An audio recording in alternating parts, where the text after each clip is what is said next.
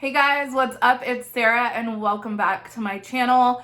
In this video, I want to talk about The Blended Bunch because it is a show. I don't see it covered a lot on Instagram, so if you subscribe to my YouTube channel but you don't watch the show, I highly recommend watching it. It is a show that sparks a lot of conversation.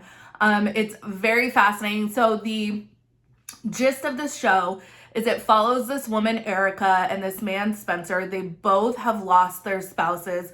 Erica's husband, Tony, died of brain cancer, and Spencer lost his wife, Amy, in a car accident. Together, Erica and Tony had 7 children. Amy and Spencer had 4. And so this really follows the journey of Erica and Spencer. They're grieving their spouses and they've moved on with each other. They got married a year and a half ago and they're blending their families together. So it's kind of like a modern day Brady Bunch, and it brings up a lot of emotions in people. It's a highly emotional show. I think I've cried every episode that there has been. I was just talking with a friend of mine from high school, and she said, Sarah, and her name's also Sarah. She's like, I watched the show because you said it was so good, and what the hell, you need to put a disclaimer that you can't watch this without a box of tissues, and you really can't. It is just such a highly emotional show.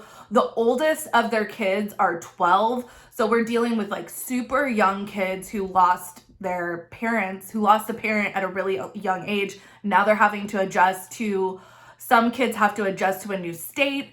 They're adjusting to new siblings. They're adjusting to a new parent, and they're still grieving the loss of their other parent. And it's just such a fascinating, heartbreaking show. So I really wanted to talk about it today. So first, I want to talk about the Means family, which is Erica and the 7 kids. So Tony Means was the husband. He was diagnosed with brain cancer when he was 23, just a short time into their marriage. They had just gotten married. He had beaten cancer 3 times, but unfortunately in 2016, he did succumb to brain cancer. They have 7 kids together: Landon, Emma, Sophie, Lily, Tanner, Amelia, and Caleb. And what is extremely heartbreaking is that Erica was actually 6 months pregnant with Caleb when Tony passed away. So he actually never got to meet Caleb. We hear this genetic disorder called Lee-Fraumeni syndrome talked a lot about because 4 of the Means kids have this genetic disorder, and it's actually the genetic disorder that Tony had, which caused him to get cancer 3 times. So it's Lee-Fraumeni syndrome is a genetic disorder where your body is missing one of the 2 cancer fighting genes, which is TP53, that people are born with. Those who suffer from this disease are more likely to get cancer, and rare cancers at that. People who have Lee-Fraumeni syndrome aren't guaranteed to get cancer per se, but the odds are much, much higher than with people without this disorder. Erica has said on the show that pretty much you have a 95 to 99% chance of getting cancer if you have Lee-Fraumeni syndrome. Now let's talk about who the Shemwells are. Spencer met Amy, his wife that passed away, when they were young. I think they were like kids, 12 years old, I think. They started dating as teenagers. They got married in 2007. They had, starting in 2008, they had their son Brayden, then followed with Harper, Avery, Bexley. They were almost to their home in Virginia when they were T-boned by a tractor trailer. The kids were in the car when the accident occurred. Amy was actually pregnant at the time of the accident, and she and the unborn child did not survive. So it's a super tragic, sudden loss. Losing your parents is equally tragic, but it hits a little different when it comes on suddenly and unexpectedly than if you were dealing with a chronic illness over a long period of time. So this was not only tragic and horrific, but it was also sudden as well. So basically, Erica and Spencer, the widow and widower, they met in, I think it was a Facebook group or some sort of online community for parents that lost their spouses. So they met, they connected, they fell in love, and Spencer, so the Means family lives in Utah, and Spencer decided to move the kids from Virginia, where they were living, to Utah, and now they're all living together. The spouses both died 3 years ago, and they got married a year and a half ago. And their blood, this is chronicling the day-to-day lives and the struggles and the stress and the emotions of blending families, especially after experiencing loss. And like I said, it's just highly, highly emotional. And a lot of people have some judgments, maybe some criticisms, maybe some questions, because, we all don't grieve the same way. We don't all move on from loss the same way. One of the most outspoken people on the show is Erica's brother, Quinn. Now, Erica's whole family, I forget where they were living before, but Erica had moved to Utah when she met and married Tony. When Tony passed away and she had all these kids, her whole family moved to Utah. So she has a sister, her brother, and her parents. They all moved to Utah to help her, help take care of the kids. And Quinn has been very outspoken as to some of Erica's life choices. One of them, so let me back up. Quinn is very outspoken. In the beginning, in the first couple episodes, I'm like, God, he is so harsh on Erica, especially in the way he talks about Spencer, is as if Spencer was kind of shady. And it's like, man, let these people grieve and move on and try to make something good out of something so horrible. So I didn't really love Quinn at first, but now, getting later on into these episodes, I kind of just feel like Quinn says everything I'm thinking.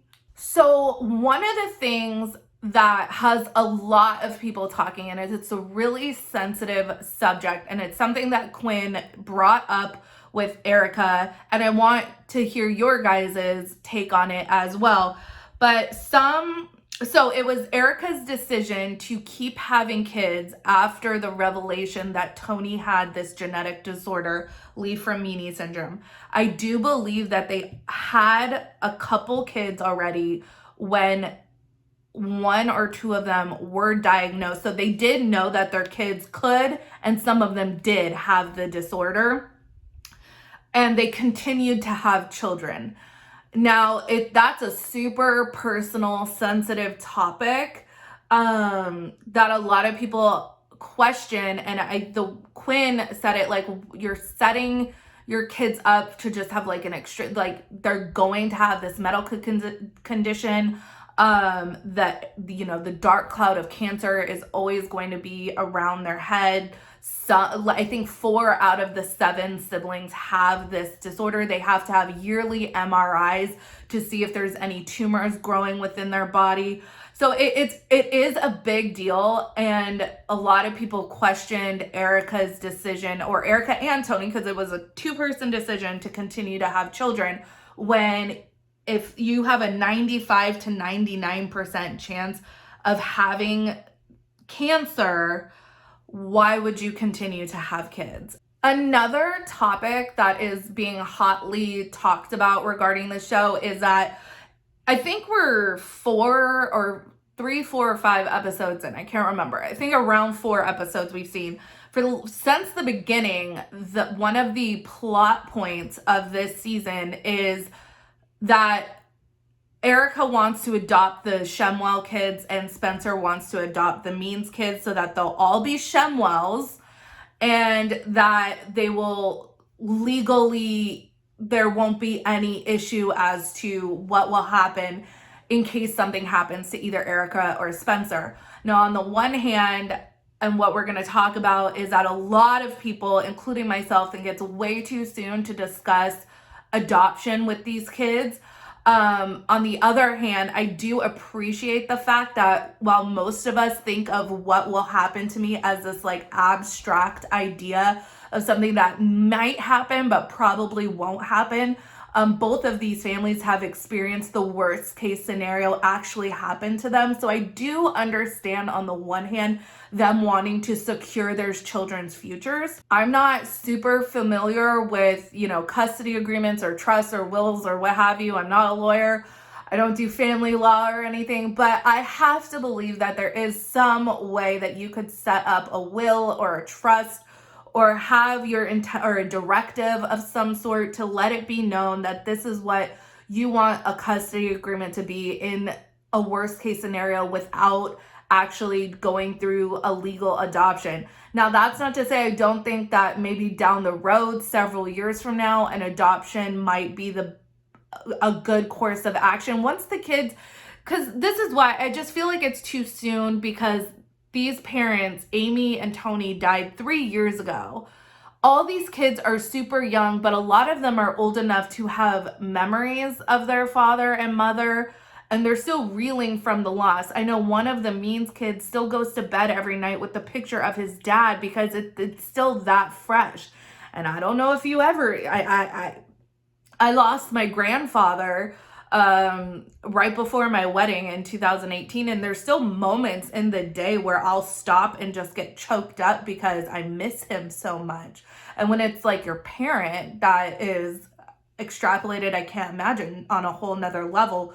So a lot of people think that there are ways to secure your children's future without adopting them. Additionally, these kids are old enough, and I think the oldest daughter on the I think it's Emma on the Means side, she doesn't want to be a Shemwell. She wants to stay a Means, and I think that's completely understandable. And that was another thing that Quinn was having a huge problem with, was like the changing of the last names. Like, he was saying that he wouldn't want his kids to bear someone else's last name. And additionally, I was having a conversation with my husband where I would want to have the same last name as my kids. So if, God forbid, I ever remarried, I would keep their last name. So anyways, there are just so many things that people are talking about this show, and I just wanted to get on and talk to you guys about it. The other thing that I found really interesting is we see Erica's family quite a bit because obviously they live in Utah and they're filming the show in Utah, so her family pops in on a pretty regular basis. We also saw Amy's family. Amy's mom and dad came in to visit, and that was super touching and just completely broke your heart at the same time to see. They were really happy for Spencer. They were happy for the kids, and it just, God, I just wanted to give those parents a hug. So it was, we saw Amy's parents and we've seen Erica's parents. We have not heard or talked about Spencer's parents or Tony's parents.